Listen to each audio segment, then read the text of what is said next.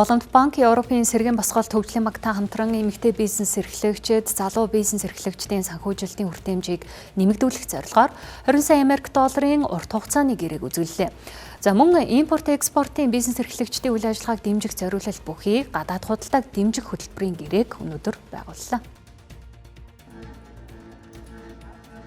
Энэ санхүүжилтөнд Европын сэргээн босгол төвчлийн банкны Төв Азийн бизнес эрхлэгч эмэгтэйчүүдийг дэмжих хөтөлбөр, залуу бизнес эрхлэгчдийг дэмжих хөтөлбөрийн хүрээнд бизнес эрхлэгчдэд олгогдно. Хөтөлбөрийн дагуу бичил дунд бизнесүүдийг зөвлөх үйлчилгээгээр хангах, завар чадвар хөгжүүлэх сургалтуудад хамруулах юм. За мөн санхүүгийн бус үйлчилгээгээр дамжуулан залуу бизнес эрхлэгчдийг хөгжин дэвшихэд Европын сэргээн босгол төвчлийн банктай хамтран дэмжлэг үзүүлэх юм.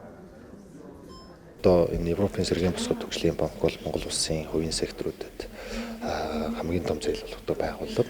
За энэ Голомт банктай энэ хүү ялангуяа эмэгтэй залуучуудад зориулагдсан зээлийн бүтээгдэхүүн гарснараа дагалдаад маш их техник тусалцаа орж ирнэ. За тэр нь манай одоо жижиг дунд байгууллагууд залуу бизнес эрхлэгчдэд бол бизнесээ өргөжүүлэх дэвжихэд бол маш чухал үүрэгтэй гэж харж байгаа. Манай байгууллагаас ерөнхий 2 шалгуур үзүүлэлтийг харсан. Нэгдүгээрт чанартай зээлийн багцтай байх, хоёрдугаарт нөлөөллийн санхүүжилтийг дэмжих зорилготой байх хэрэгтэй. Голомт банктай эмэгтэй бизнес эрхлэгчид, залуу бизнес эрхлэгчдийг дэмжих тал дээр хамтран ажиллаж байгаадаа таатай байна.